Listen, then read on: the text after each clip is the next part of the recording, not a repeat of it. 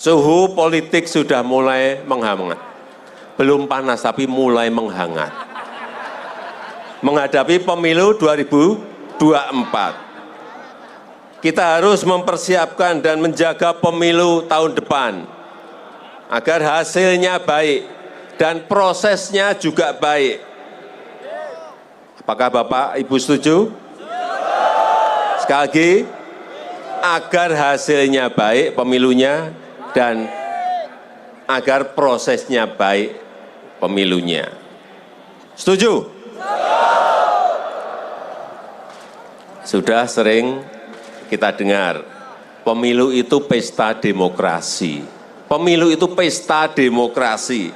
Yang namanya pesta, harusnya rakyat itu bersenang. Iya enggak? Rakyat itu bergembira. Iya enggak? Tidak boleh ada ketakutan. Tidak boleh ada pertengkaran. Apakah Bapak Ibu setuju? Mestinya seperti itu. Rakyat harus bersenang, rakyat harus bergembira. Namanya pesta demokrasi.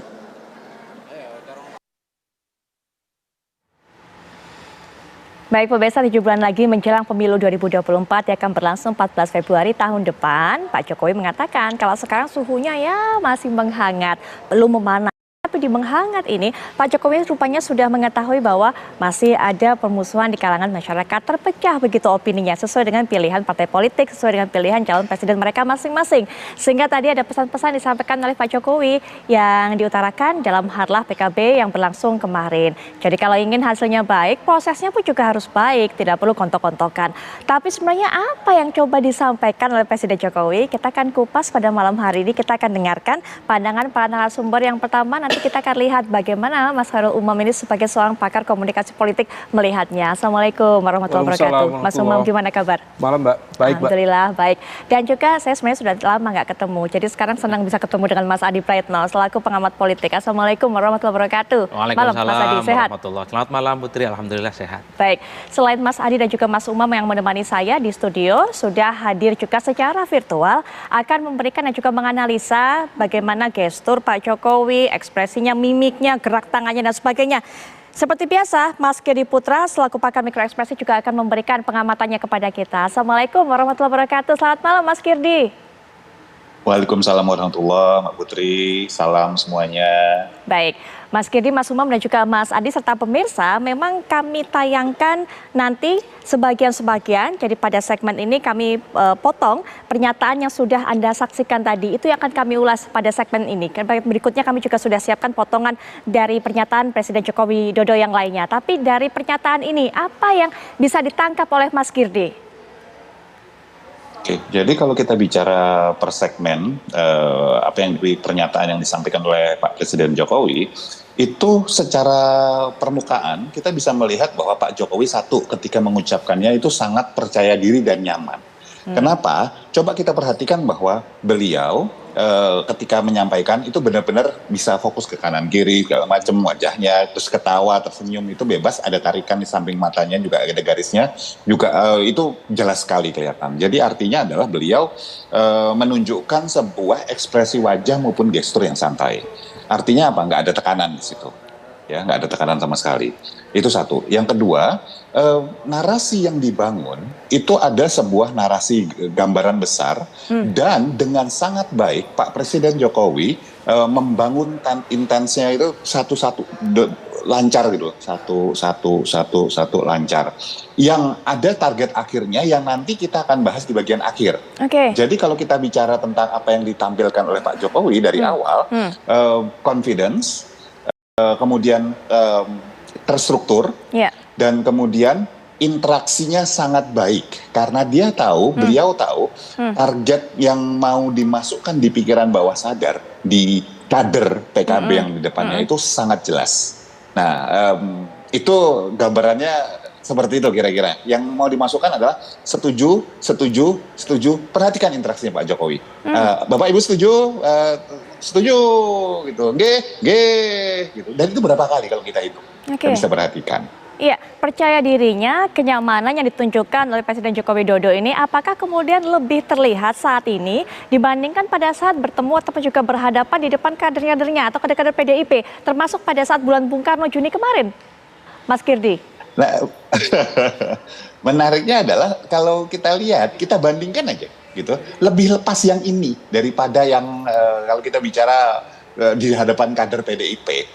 Bisa jadi karena kalau di hadapan kader PDIP itu tekanan yang dihadapi oleh beliau cukup berat. Kita kalau masih ingat yang pembicaraan kita yang lalu, Putri, gitu ya, bahwa sebetulnya Pak Jokowi kan ini nih di antara Pak Ganjar sama Pak Prabowo ini sebetulnya ya itu bukan suatu hal yang ringan loh untuk berhadapan dengan massa sekian banyak yang diharapkan, sekali lagi saya garis bawahi, diharapkan mendukung Pak Ganjar, ya. Sementara kedekatan dengan Pak Prabowo juga tidak bisa dinafikan, tidak bisa dihilangkan begitu saja. Dan itu jadi buat saya situasi yang bisa membuat seseorang itu agak tegang. Nah, sementara di sini targetnya Pak Jokowi jelas ketika dia membangun sebuah narasi yang disampaikan dengan ekspresi wajah yang lepas, dengan tetap confident. Poin-poinnya adalah tadi mengumpulkan banyak kata-kata setuju.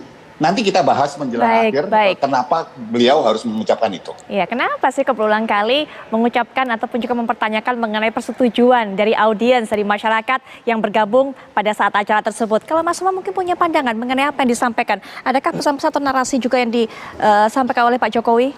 Ya, saya coba menyambung dari yang disampaikan Mas Kirdi tadi, Mbak. Pertama, kalau misal kemudian dibandingkan dengan ketika Pak Jokowi berada di hadapan forum atau audiens di hadapan teman-teman PDIP, memang kali ini lebih lugas, lebih plong, dan lebih leluasa. Sama dengan ketika Presiden Jokowi berada di depan kaum relawan, jaringan relawannya. Artinya memiliki keleluasaan di sana. Dan ditambah yang sama, kemarin di forum PKB, kalau misal kita cermati, warga Nahdliyin itu relatif memiliki respek yang lebih tinggi kepada maka kemudian konsep sami'na wa ata'na atau bahkan bentuk penghormatan yang tinggi kepada pemimpin disampaikan. Kalau misal dulu Bung Karno diberikan gelar Waliul Amri Adz-Dzaruri Bisyaukah, maka dalam konteks Pak Jokowi juga sama. Karena bagaimanapun juga Jokowi di Pilpres 2019 yang lalu juga kemudian merepresentasikan wajah kekuatan Nahdlatul Ulama sehingga berbarengan dengan Kiai Ma'ruf Amin. Tetapi di saat yang sama kita juga perlu mencermati ada beberapa narasi yang sebenarnya positif yang disampaikan oleh beliau, tidak usah kemudian gontok-gontokan, tetap menjaga stabilitas dan lain sebagainya. Dalam konteks berdemokrasi tentu itu positif, bagaimana kemudian konsolidasi kekuatan politik sehingga membangkitkan kekuatan demokrasi yang lebih substantif. Tidak ada hoax, fake news, hate speech, character assassination. Tetapi kemudian ketika Pak Jokowi menyampaikan tidak boleh ada ketakutan, rakyat boleh jadi barangkali di level ini belum terlihat bagaimana benturan-benturan. Tetapi di level elit ada juga elemen-elemen yang justru merasa ketakutan. Karena ada sejumlah informasi spekulatif yang kemudian seolah mengonfirmasi ada semacam upaya baku atur atau bahkan penggunaan instrumen penegakan hukum yang kemudian bisa digunakan sedemikian rupa untuk mengatur mana koalisi yang bisa dilanjutkan, mana yang tidak. Dan itu yang kemudian menjadi satu hal yang di-highlight. Apakah betul ketakutan dalam konteks ini adalah politics of fear, politik ketakutan itu tidak terjadi di akar rumput ataukah juga terrefleksikan di level elit? Kalau per hari ini kita perlu mencermati apa yang terjadi di dalam internal Partai Golkar, kemudian yang terjadi kemarin di P3, kemudian barangkali di Partai Demokrat juga bisa saja kemudian dikait-kaitkan dengan konteks bagaimana stabilitas politik tadi memberikan keleluasaan secara demokratis kepada partai dengan kedaulatannya menentukan siapa yang mereka dukung tanpa kemudian mereka ditakut-takuti oleh the invisible hand, tangan-tangan kekuasaan yang bisa melakukan baku atur dengan politisasi penegakan hukum. Baik, setuju mengenai hal ini, Mas Adi Prayitno mungkin punya pandangan juga bagaimana Presiden Jokowi lebih plong di sini, termasuk juga seakan mengkonfirmasi ada ketakutan-ketakutan di kalangan elit. Apakah itu terjadi di akar rumput? Ya, saya kira dua hal. Bagi para politisi, politik itu kan soal untung dan rugi. Jadi bagi politisi, dia akan memenangkan pertarungan dengan cara apapun. Tapi bagi rakyat tidak begitu berpikirnya. Kadang dia mendukung salah satu kandidat capres itu bukan soal untung dan rugi, tapi aspek emosional karena persoalan identity seperti faktor agama ataupun identitas kesukuan ya. Makanya di bawah pada level grassroots seringkali menganggap pemilih itu kayak perang, perang Uhud, perang Badar dan bahkan seperti perang agama. Saya sering mengatakan rakyat ini mestinya memaknai politik itu biasa-biasa saja. Politisi itu hanya berpikir tentang dirinya, nggak pernah berpikir untuk rakyat. Para caleg-caleg yang misalnya akan bertarung di 2024, mereka itu belum tentu mengkampanyekan capres-capres yang diusung oleh partainya sendiri, Putri. Mereka itu lebih sibuk mengkampanyekan dirinya supaya menang menjadi anggota dewan. Nah, sementara di bawah rakyat kita itu, mereka saya lihat rata-rata lebih politisi dari para politisi. Menghabiskan segala energi untuk mendukung salah satu kandidat capres, padahal internal kader pendukung partai itu totally, saya harus katakan, tidak 100% mendukung.